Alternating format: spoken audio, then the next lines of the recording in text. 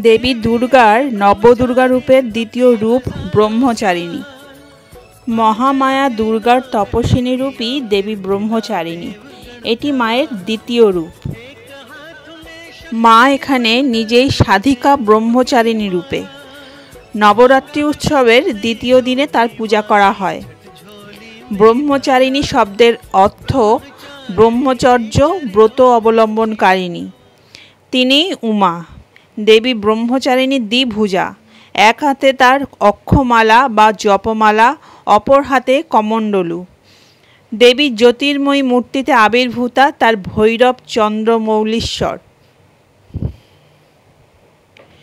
দেবী পার্বতীর হিমালয়ের ব্রহ্মচর্য ব্রতধারিণী বিগ্রহের স্মরণে এই নবদুর্গার দ্বিতীয় নাম হয়েছে ব্রহ্মচারিণী। দেবী পুরাণ মতে সর্ববেদে বিচরণ করেন বলে দেবী পার্বতীর অপর নাম ব্রহ্মচারিণী। বলা হয় বেদস্তত্ত্বং তপব্রহ্ম। বেদ, তত্ত্ব আর তপ ব্রহ্মের অর্থ। ব্রহ্মতত্ত্ব চিন্তাময়ী, তপস্বরূপিণী। দেবী অম্বিকা পার্বতীর এই তপময়ী মূর্তি ব্রহ্মচারিণীর স্বরূপ। ওই কল্পে শিবকে পতি হিসাবে পাওয়ার জন্য তিনি আহার নিদ্রা সংযম করে কঠোর তপস্যা করেছিলেন।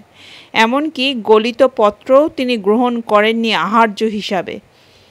দ্বিতীয়াতে এর ধ্যান পূজা করার নিয়ম। ইনি বৈরাগ্য, সদাচার, সংযম ভক্তকে দান করেন।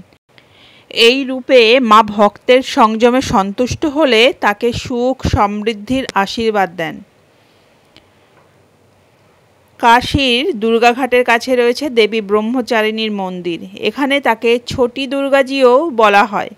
মন্দিরটি বেশ ছোট। দেবী প্রতিমার উচ্চতাও হাতখানেক।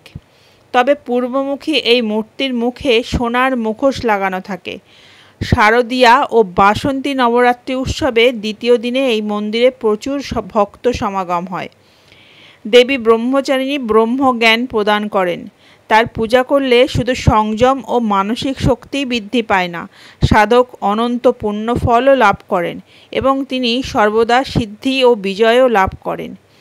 নবরাত্রির দ্বিতীয় দিনে সাধক নিজের মনকে স্বাধিষ্ঠান চক্রে স্থিত করে ব্রহ্মচারিণীর পূজা করেন।